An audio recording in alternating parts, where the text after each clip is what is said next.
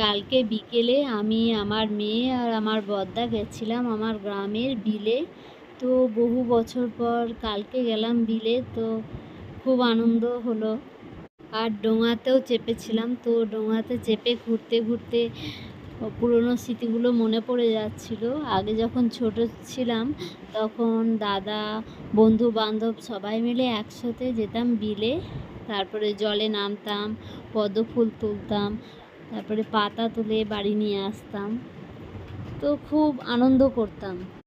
আগে এই বিলে অনেক জল থাকতো, কিন্তু কালকে যে দেখছি জল অতটা নেই, জল কমেই গেছে।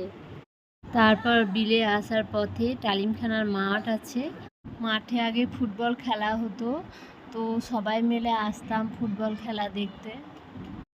তো বাস এই পর্যন্তই, এবার রাখি, টাটা, বাই বাই।